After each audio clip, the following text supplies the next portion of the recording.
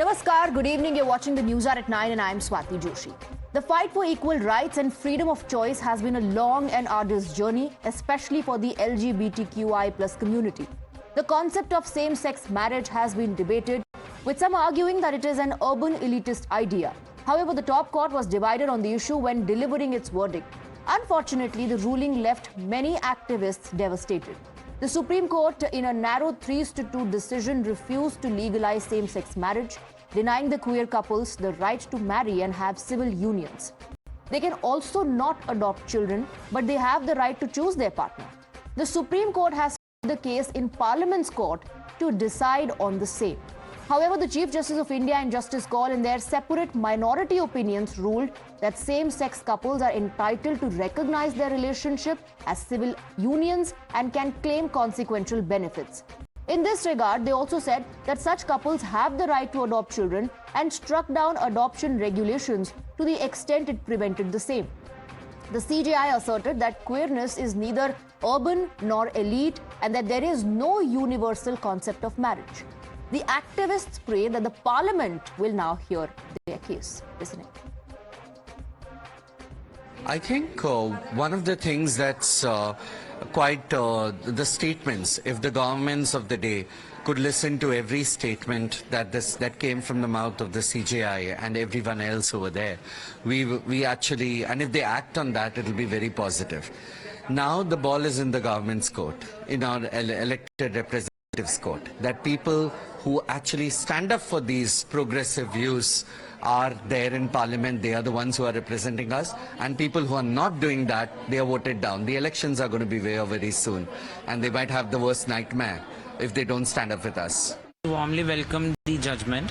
Actually, this is the first time in India that is like behalf of the LGBT community, the judgment has been revealed, and it has to be still more corrected, because we do agree like what our trans community is really necessity for it, but it is a concern of like all the LGBT community also should be get represented.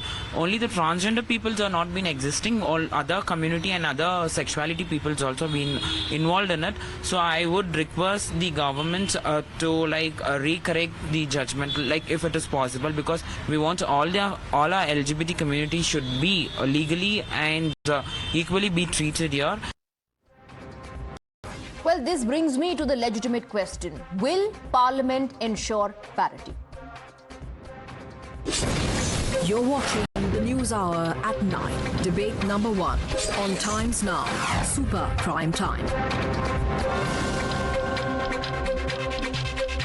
Let me in fact go across to our panelists. I have a big panel today. We have Nick and Sayantika, same-sex couple, joining us. Abhijit Iyer-Mitra, petitioner in this case, is also on the panel with us. We have Tahira Karanjawala, partner, Karanjawala and Company. And we're also joined by Apsara Reddy, senior journalist, Swapnil Kothari, senior lawyer, Anurag Naidu, and author. Thank you very much for joining us here on the broadcast, and good evening to all of you. I want to go first across to Mr. Mitra, and a very straight question to you, Mr. Mitra. Since the court has put the ball in the Parliament's court, are you expecting any such legislation anytime soon? With the Indian Parliament, no, I think not. I think what I'm waiting for them to bring some kind of a personal law legislation, possibly the UCC, at which point I'll be petitioning for marriage equality to be tagged in. Because I think what's important today is that the court has held that marriage equality is necessary, but it doesn't fall under judicial purvey. So I think the point here is to tag on marriage equality onto any social legislation that's brought on, especially family legislation. All right. I want to bring in Ms. Karanjawala as well into the debate. Ms. Karanjawala, now the court has reminded the government.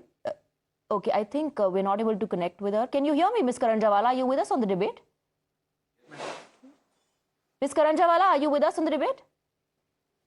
Okay, all right. Let me, in fact, go across to Apsara Reddy. Apsara Reddy, do you think, this has only further complicated the entire issue with the community now being reduced to a mere vote bank, or becoming an election issue? Because the court has also said that in absence of a central law, the state can perhaps bring in a SMA-like statute.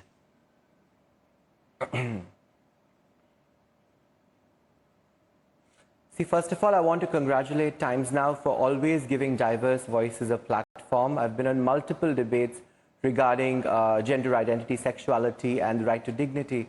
I must also say that this judgment is actually, I'm very grateful for this judgment because it actually reflects the kind of strides change makers within our communities have made. Because whether it's Navtej, whether it's Nalsa, whether it's right to privacy, whether it's the Trans Act, every time we're only gaining momentum towards our right to dignity, towards our right to live, to choose our partners. And I think the court has also recognized our freedom of choice in choosing our partners, but they've thrown the ball back in the Parliament's court, because Parliament can legislate, court can interpret the legal letter. So I really thank the judges for protecting us on the spiritual, social, political, cultural front, on also kind of urging governments to, accord us dignity and protection from criminal actions, abuse and violence. But also I think I'm hugely thankful personally as a trans woman for courts that have recognized marriages between trans couples. So I'm really happy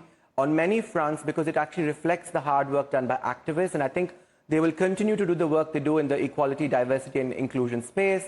Also in terms of working with families, working with friends, working with colleagues. I think our community has torchbearers and really good activists who will take the cause forward. I think this legal judgment today only adds momentum to our cause. Okay, I want to bring in Ms. Karanjawala as well. Ms. Karanjawala, the courts definitely have reminded the government about the committee formation, but there is no timeline. Also, in terms of legal recognition, will the committee be looking into that, or only the issue of entitlements?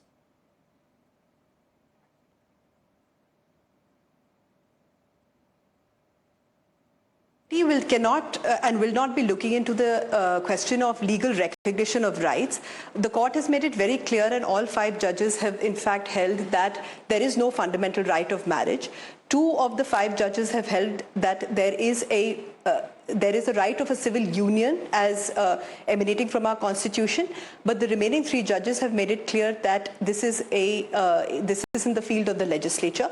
What the committee has been directed to do, in a sense, is to look at the day-to-day rights which can be operationalized on the ground without actually granting the legal right of marriage. So in fact, the Honorable Chief Justice has given certain examples. For example, the right to have a ration card, the right to make end-of-life decisions, the right to have jail visits. These are the practical day-to-day difficulties which homosexual couples may face, which the committee is to look into and see whether they can grant these rights on the ground. Right. I want to bring in Nick as well. Nick, how do you respond to today's development? Are you disappointed?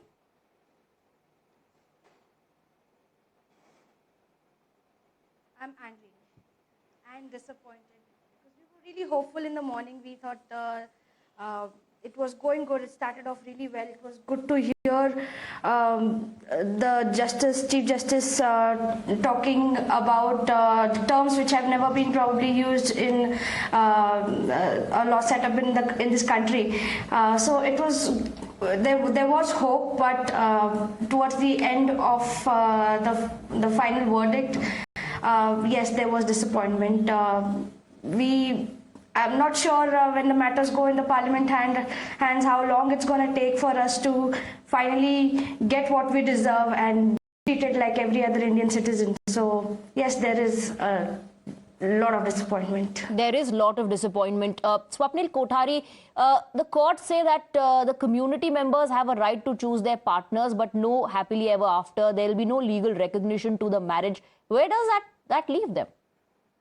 Swati, I believe that the judgment is a very good judgment. It's a first step towards the legal recognition of gay marriage. It has left it to the parliamentary wisdom, the courts, because that is what the job of the parliament is. I don't want to get into that doctrine of separation of powers. But the point is very simple, that the committee will have to examine the broad contours of the judgment. There are directions by the Supreme Court, by CJI, because under Article 32 of the Constitution, the court has the power to issue directions, pass orders, and issue writs. It has not issued any order or a writ here. It has issued directions. The committee will have no other choice but to examine the contours of those directions and try to include each and every direction possible. short of using the word marriage, the court has used the word union all the time, especially the CJI.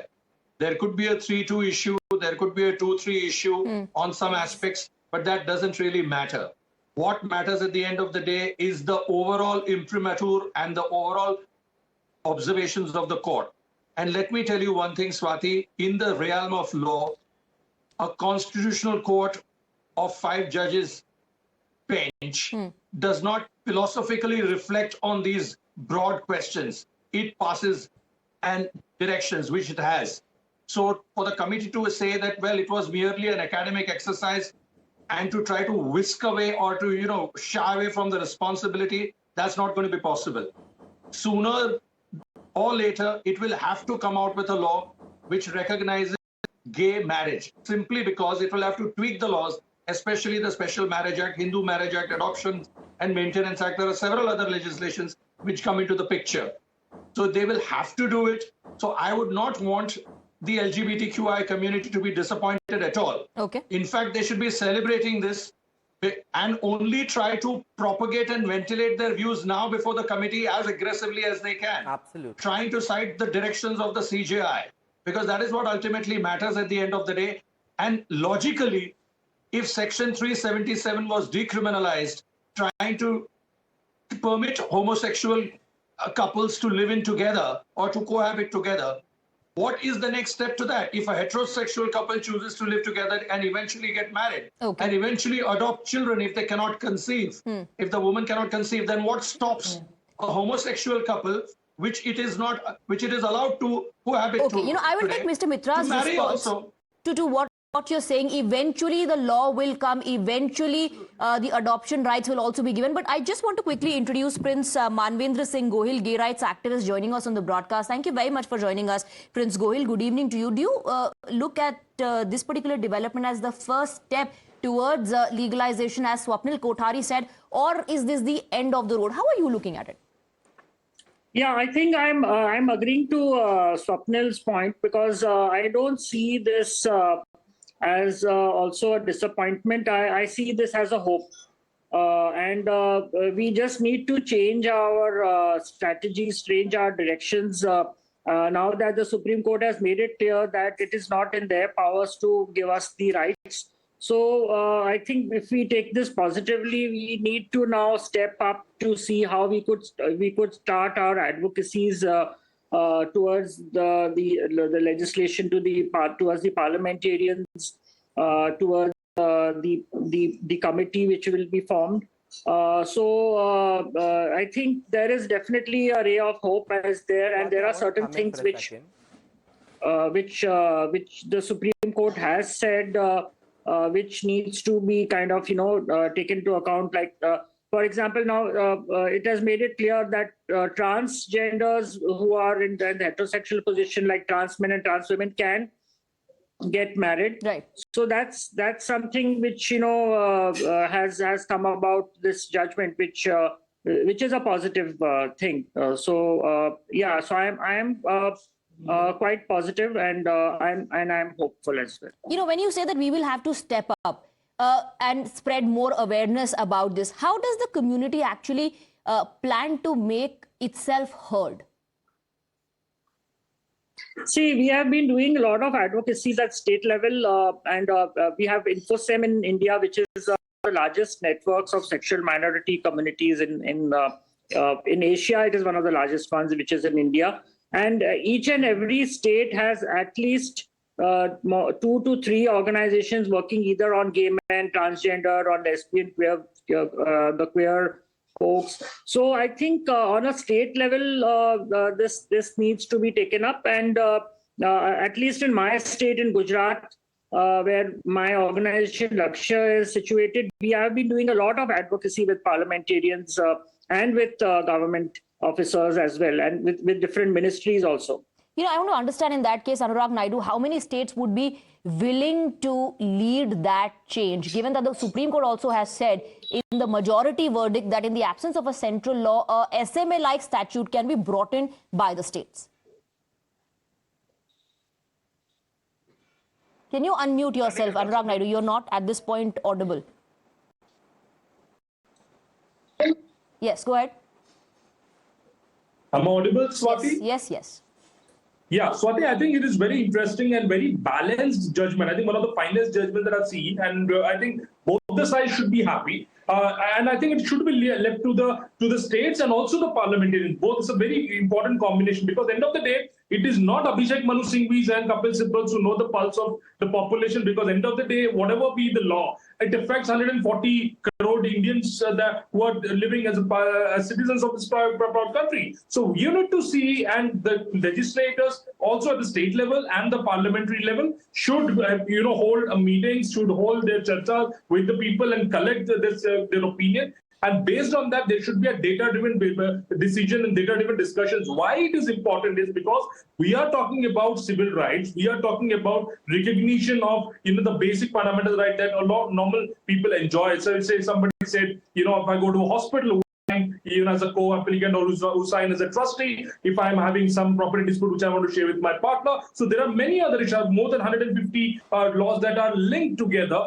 And if you have to delink and declutter all these things, you need a common consensus. And I think it cannot be done. Although the discussions on the Supreme Court was very much at an intellectual and a scholarly level, which we appreciate. But it is very important that Parliament takes a very thorough discussion, and we have several other discussions on the TV, and we give space to civil society, and then let's all agree to have, because right now it is decriminalized. You don't have a problem in exercising your, whatever interests you have as an LGBTQ community, but marriage is an institution, it's an organized setup, and that needs deliberation, and we need to respect the due course and the procedures that are involved in evolving this deliberation. Okay, Apsara Reddy wants to come in.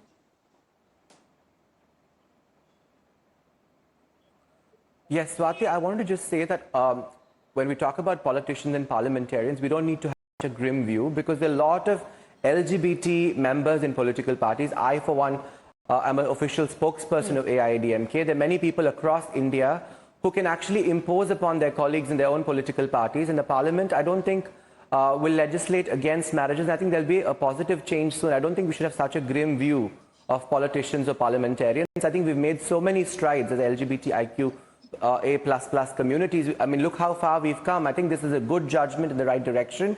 We must have faith in our parliamentarians, and we must communicate positively with politicians who are intertwined in our networks of families, our buildings, our societies, our workplaces. Have that dialogue and impose upon them for positive change. Mr. Mitra, do you agree there's no need to have such a grim view of our politicians? And like Swapnil Kothari said, one thing will lead to another. Let's take a look at the fine print of the judgment. It's a balanced one. Do you agree with those arguments?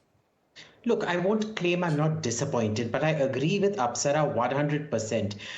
Every setback, you must not get demoralized. There is nothing worse than getting demoralized and, falling into depression over these things. Look forward to the next fight. We will continue to fight this fight. And look, it takes time. In America, in Western countries, marriage equality and all of this didn't come overnight.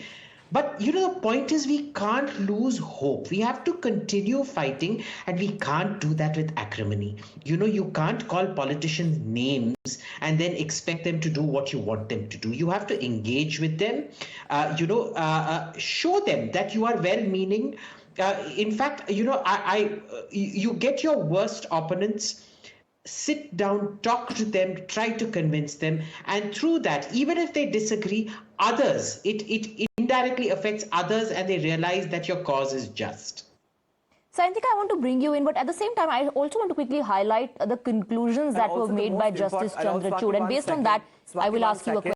Justice Chandrachud said queerness is a natural phenomenon known to India since ancient times. It is not urban or elite. He went on to say it lies within the domain of Parliament and the state legislatures to enact laws recognizing and regulating queer marriage. On the issue of adoption, he said, CARA impacts the queer community and is violative of Article 15. Today, when the Chief Justice of India, even though that was a minority opinion, says these things, do you believe that a conversation has started?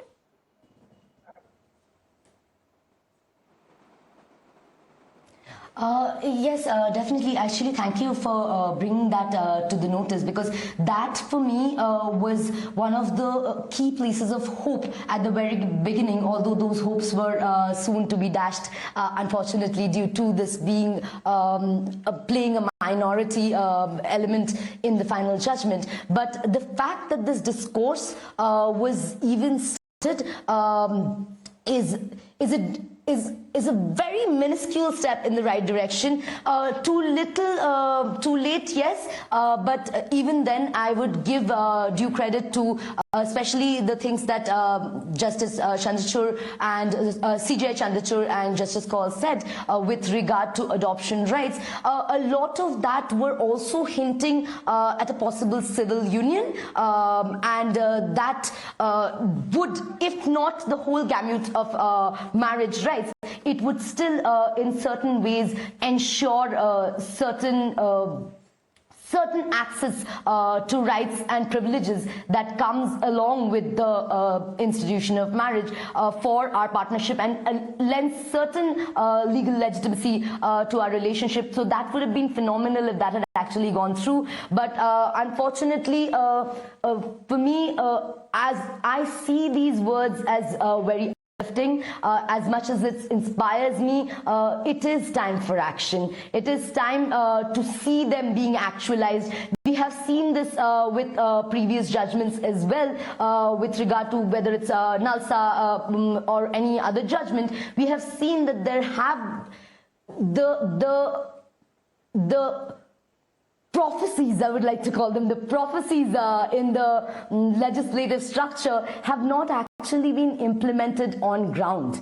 And that is what we now, at least given the verdict that we have, that is what we now need to ensure, that the committee has a certain time within which this needs to be actualized. Because yes, things can't happen overnight, but it's not overnight. The rest of the citizens of India have been independent since 1947. When does our time come? It's not been overnight. It's not been overnight since Section 377 was decriminalized. It's about time we start taking actual tangible steps, even if we are talking about incremental steps. Even if it's not everything at once, but actual steps with on ground. Even if you take a look at the accordance that was affirmed for the trans community, that trans folks in heterosexual relationships will have the legitimate right to marry. Even that is being still in a legal legitimacy standpoint, it's still being viewed through a heteronormative lens. It is still being, what about trans folks who are not heterosexual?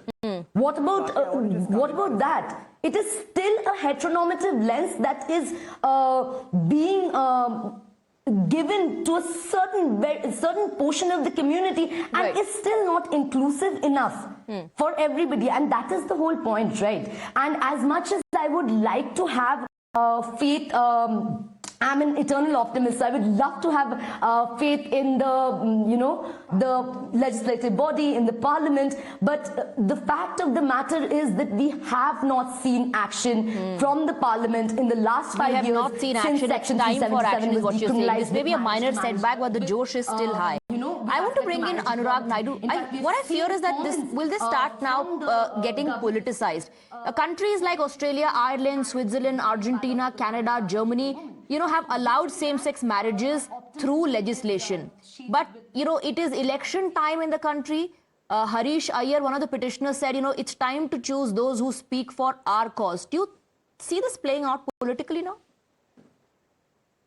No, I think, Swati, irrespective of the political season, India has a very diverse and complex structure. I think we need to do away with this Western obsession. And I'm sorry, I would like to put one more point, Swati.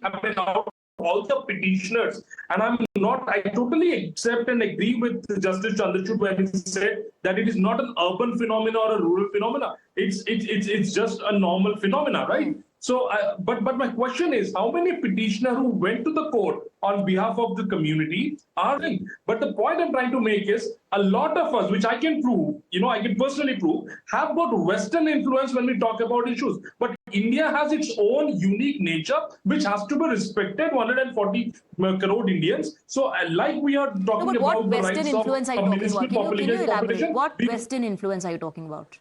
No, I'm only talking about when you took the names of the country. These are the Western countries, and whenever we take a comparison, देखो भैया America में legal है हमारे यहाँ क्यों नहीं है? So you need to understand we have a very unique structure, right? So all I'm trying to say is we have a majority of the population that possibly or maybe, I'm not sure, but maybe they think otherwise. They also have the right to express their opinion. They also reach out to their parliamentarians, and the parliamentarians representing the majority rights will also speak for them. Why should they not speak about them in the parliament? So there will be a healthy discussion over a period of time, irrespective of the political season. Okay. We have a unique proposition in the globe, and we will stand and we have to deal independently and as it comes. Okay, Mr. Mitra, I want to bring you in because this is a very important point when Anurag Naidu says that there are a lot of people who may not agree with this and they will also reach out to their parliamentarians. My question is, how does giving rights to LGBTQI plus community curtail anyone else's rights? It doesn't. You see, the problem is it is seen, even this notion, the institution of marriage, is in itself, a Western construct. If we're talking about Occidental versus Western, why did it require a Hindu Marriage Act? Till 1952, there was no act governing marriages, right? Anybody could marry anyone. There was no rule to prevent it from happening. So, the problem right now is, in a way, Anurag is right. If you're looking at Argentina and America legalizing gay marriage, I would say even this notion of the institution of marriage itself is a Western concept, which does not have this thing, which is why you look at the Hindu Marriage Act. The petition I filed was under the Hindu Marriage Act, which only describes gender roles. It does not describe biological sex. It says husband and wife. It does not say man and woman. Now, who takes the role of husband and who takes the role of wife is up to them, you see. So if you want to take this westernization versus what is Indic context, we can take it all the way back. The problem is, there is this so-called notion of protectors of values right now, self-appointed protectors of these values, and we need to get rid of them because marriage is meant for everybody. Some people can't go around sitting interpreting it as and when they want. And I would really urge, because India is a land of oral traditions. We don't write things down. Things are just customary in many parts, and you have completely different traditions. Like, there is a temple in Tamil Nadu, for example, where the pujari are trans people. When the Sabrimala judgment came, they were crying because they didn't want men coming into their temple. They didn't want women coming into their temple because it is only meant for trans people. So, there are many different shades to this.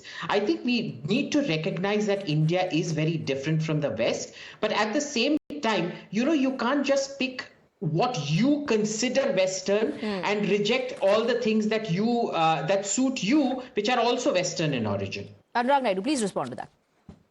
Well, I will never say that marriage as an institution is an Indic concept. I will never say that because, I would say, for me, marriage in India is the Hindu Marriage Act. What I know for me, there is again an Inter-Religion Marriage Act that is there. So I think we are looking at two totally different things. But only about this particular thing, we cannot draw any parallel with any of the Western countries. What my contention is, and it's what my argument is. And I would probably say that we need to, because look, even from a different side, you are not going to have this passed in the parliament if you go by the majoritarian versus minoritarian view, because by naturally you might have a majority not supporting this call. But the problem is, it is a responsibility of people like Abhijit or other people who are supporting the cause to educate a lot of other people. There are on all the social media platforms, and there has to be a by and large consensus amongst India, and India should start believing in this phenomena that the marriage of LGBT community should be legalized and there should be legal validity, and also whatever are the civil rights which are linked to it are well defined in the modification that we do, amendments that we do in our and the rules. So that is a very long exercise. But again, I would say, but if it is an inclusive exercise where all the opinions are, taken into consideration, I would definitely will not be surprised if we throw up something which is very unique to the world. Prince Goyal, do you agree that maybe you'll see this change in the parliament, in the mindset, in the thinking, when you see a change in society for which you need more awareness, for which you need people to be educated about the community. See, I think everything boils down. The root cause of all the problems which we are facing is education. And even though I know it's a long drawn plan, but I have made it a priority in my life to take any opportunity which comes when it comes to talking to students in schools, colleges, universities. So I think that's something which is going to change, bring about a lot of positive change in our country. Because today's students are extremely curious. They are extremely wanting to know about our issues. I get invited to so many education institutions every week. I have been called, and I think that's going to, they are the future of our country. They are the future of our any society. And if we are able to bring about a change in the students, then definitely we can hope for a better future. Right. Nick, I want to bring you in on this particular point. Not just the community, I believe, like Prince Goyal put it, when the entire society comes together and builds pressure, then perhaps it will become very, very easy for the parliamentarians also to enact a law, to bring in such a legislation.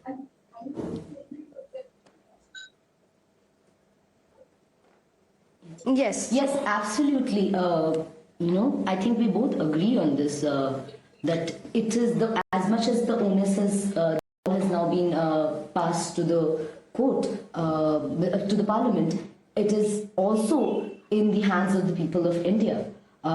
Because the people of India can hold their representatives responsible, can hold them answerable to what is it that they are doing with regards to ensuring these laws. And at the same time, I really wish that the Supreme Court would also put a timeline on the functioning of this committee and have a certain, maybe more tangible way forward. Yeah. Swapnil Kothari, please do come in on that, because like I said earlier, there is no timeline in terms of, when the committee will give its verdict and when this legislation will be brought in. So what we're looking at is the wait continues for the community. Swati, I'll like to, for the benefit of your viewers, just say, first of all, one or two preliminary things is that there is no fundamental right to marriage recognized by the court. There is a right to marriage. There is a right to form a union. The best way to test the judgment is for the two people who are cohabiting together to try to solemnize their marriage in a temple and see what happens. There are ample directions given to the police to say that there will be no interference. It's a right to privacy. Right to privacy is a fundamental right. Within that is an embedded my right to choose my partner, to live with dignity, and express my freedom of association, which is again a fundamental right. Okay. That's one of the things. Now, as far as the timeline is concerned, any activist today, or even the petitioner, I would wait for 2-3 months and see where the wind is blowing. If it is refrigerated, or if it appears to be refrigerated, then I would urge the petitioner to go back to the court and say that there was a committee that was going to be formed. Where is it? And we want to see that the judgment contours are implemented and effectuated. This is not a philosophical reflection. This is not a treatise for all legal scholars. This is actually affecting the lives of several people who are of a transgender or an LGBTQ community, who have equal rights. What are all these big notions, grand notions of Article 14, 15, 19, 21, if we are talking about it, if they are not actually implemented? For me, they are great. But for the transgender activists or LGBTQ, it's a pipe dream. What atrocious nonsense. So obviously, the activists or the petitioners have to knock the doors of the court again and say that, I'm sorry, you have not been as clear as we wanted you to be. Now, please be very clear. If the parliament is not doing something, if you recall, Swati, a couple of months ago, the approval of the judges was not being done so by the parliament. The Supreme Court said that if you do not approve the judges that we have nominated or we have selected, we will consider your silence to be a tacit approval. Okay. So by the same tenor, if you do not form a committee, then we will pass a judgment on our own saying that this is now we legally recognize the right to marriage because you're not doing what we have asked you to do. So you are, asking a very important question, and it's a very interesting scenario. I want to bring in Ms. Karanjawala. So, at a time when homosexuality or consensual gay sex has been decriminalized, and there is absence of legislation that the court has asked now the parliament to come up with, and directions also have been issued that there should be no discrimination with the community. And law enforcement agencies will also have to make sure that there is no harassment. So like Mr. Swapnil Kothari is saying, if same-sex couple get married, what is going to happen? Exactly. Thank you, Swati. So, Swati, I think the judgment is quite clear that this union will not be recognized as a marriage under our laws. I think what the judgment does attempt to do is, and this is all 5 judges, is to recognize that you have a right of intimate association, you have the right to cohabit, and have also given directions to the state not to interfere with the peaceful cohabitation of homosexual couples. So to the example that was being given earlier, that is if a couple goes to a temple and tries to get their marriage sort of solemnized by way of rituals, I think that there should be state protection so that they are able to perform that ceremony. But the concomitant rights that would flow to a heterosexually married couple would probably not flow to this couple as of now under this judgment. Now this committee, the high-powered committee, which is going to be chaired by the cabinet secretary, they will have to try and operationalize as to what rights on the ground can be given. Can they be allowed to open a joint bank account? Unfortunately, the adoption has not been allowed by 3 judges of the Honorable Court. So that is probably a fight for another day. But as far as practical, practical solutions are concerned, that is probably something that will have to be litigated on a case-to-case basis by each couple separately. But I think as far as ceremonies are concerned, I think that the judgment has given sufficient guidance that the police and state should step in to protect such ceremonies and allow them to happen peacefully. So, Mr. Mitra, I think the fight here is for dignity. When the heterosexual couples can have it, why not homosexual couples? Exactly right. And that is the whole point of this. If other people can have it, why can't I have it? I mean, I don't have a partner. It's not that I'm planning on adopting anyone or anything right now. But why am I denied the right that everybody else gets? It's just, I won't say it's humiliating, but it does rile you up. It does grate. And, it does hurt, of course. Yeah. But, we're not people who go out and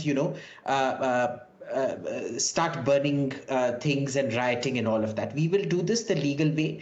We will do it. We will keep at it. We will never give up our fight. We will keep going to the courts. We will keep fighting this. We are not going to lose hope. We are not going to lose hope, says Abhijit Iyer-Mitra. Apsara Reddy, I want to bring in, is that the reason perhaps why political parties have shown no willingness so far? No political party has in fact taken such an initiative?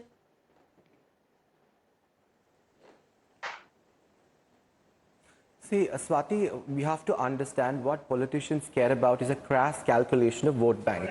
I think it's very important for LGBT communities to band together, be a decisive vote bank, have unity amongst ourselves, also allies who believe in our cause and speak our language. And I think it's very, very important that we become a vote bank, and that's what the politicians care about.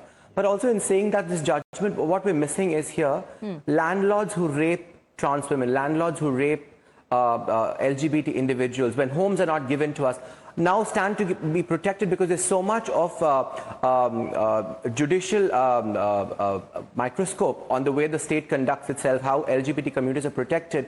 There's a lot more protection from hurt, from abuse, from domestic violence, from kerosene being poured on us and we're burnt, or throats are being slashed. There's so much of such crimes which happen against LGBT communities. We now stand to gain with the protection that the courts give us and urge the legislature and the parliamentarians to protect us. So I really believe we need to look at it with optimism and believe that the parliamentarians will do the right thing. Parliamentarians will do the right thing. But Anurag Naidu, again, the question is, when will the parliamentarians do it? When will there be a consensus among political parties, among people of India, And will the community actually have to be reduced to a vote bank for the parliamentarians to pay attention? Well, Swati, like I said, a very important point I would like to make, Swati, is why I said that there should be a natural, consensus amongst the population is because even if you, like Apsara said, even if you go to the court, like Abhijit said, we will fight tomorrow, again we go, day after tomorrow, again we go, we don't give up. But the point is, even if you win in the court and the population do not accept it by and large, you will still have the problem. Now, somebody said that if I go take a house for rent, probably somebody who's owning the property may not give it to an LGBT community. But, you cannot ask the court to arrest him or, put him behind the bars and prosecute him because that's his personal choice, whether I want to give my house to an LGBT community. But Anurag, do the people in the community have to actually wait for every single person in the society to go through a change of heart, to go through a mindset change and keep waiting? Because by the time I believe, everybody is on the same page and there is a legislation and it all becomes legal, half of them will not be present to witness that. But Swati, if you want this to be sustainable, if you want this to be a cultural issue and you want that to be like that, then you need to let it grow organically. You may go to the court, you may go to the parliament, trust me, but it is not going. Tomorrow you go and pass a bill in the parliament, it will not pass. But you need to find or you need to build an environment where you educate the rest of other Indians. So otherwise you cannot have a sustainable, you may win for a day, but you may not have a sustainable... Mr. Mitra, whose responsibility is it to educate the rest of the Indians? I just want to cite this one instance. When you see youngsters today happily watching American drama or any foreign drama where there are characters playing same-sex couples, and some of them are actually favorites. Some of them are favorites of the youngsters, but when they witness same-sex couples here in India holding hands just to even express their love for each other, find it weird. Some people find it weird, some people react differently, and are we waiting for such people to first get comfortable with the concept? Is that to me, Swati? Mr. Mitra. Look, the whole point of, a fundamental right, the right to equality is a fundamental right, is that it is not subject to majority rule. Because, that way majority rule can just disenfranchise any minority it wants. Right. So it is the point is to get people comfortable with it. Why are they not comfortable with it? Because they don't know about it. It is constant contact that builds familiarity. And, it is necessary to build that familiarity. And how do you do that? You do that by socializing. You do that by educating the public. And you do that. Look, I agree that, there is this, and this is the conservative versus the progressive point of view. The progressives say it should be shoved down society's throat. The conservatives say that no, it keep in pace with it. But I want to ask you this question on all the panelists through you, Swati. Why is it that the government that was willing to allow the decriminalization of homosexuality just 4 or 5 years back put up such a stout defense against marriage equality this time round?